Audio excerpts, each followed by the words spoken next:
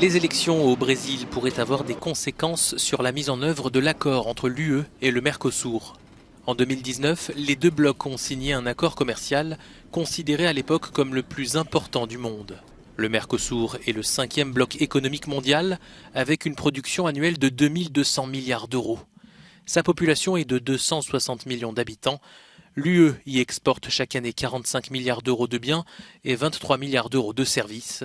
Et de nombreux emplois et des entreprises en Europe sont liés au continent sud-américain.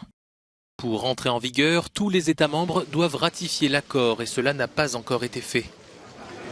Sous la pression de Paris, Bruxelles demande des garanties sur le plan environnemental, notamment sur la forêt amazonienne, qui ne doit pas être détruite au profit de l'expansion des producteurs de céréales et de bétail. Le gouvernement Macron a une position légitime contre l'accord, en théorie à cause des questions environnementales, donc des engagements supplémentaires sont en cours de négociation, indique Jordi Cañas, eurodéputé espagnol. Mais une fois que ces engagements environnementaux et les autres dispositions seront acceptés, il n'y aura plus d'excuses pour ne pas commencer le processus de ratification. Parce que jusqu'à présent, sur le plan agricole, même la France n'a pas posé d'objection, donc le processus de ratification ne devra pas être empêché, dit-il. La déforestation au Brésil a largement augmenté depuis l'élection de Jair Bolsonaro, tout comme les coupes budgétaires dans les agences fédérales liées à l'environnement. Il y a eu une réduction très significative sur le ratio de déforestation entre 2004 et 2012.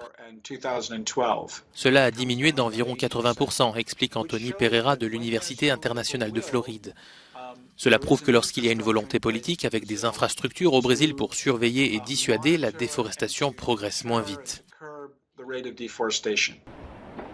L'accord avec le Mercosur fixe des objectifs environnementaux pour tous les signataires, donc également les pays européens, dont beaucoup n'ont pas encore réduit de manière significative leurs émissions de gaz à effet de serre, comme ils s'y étaient engagés.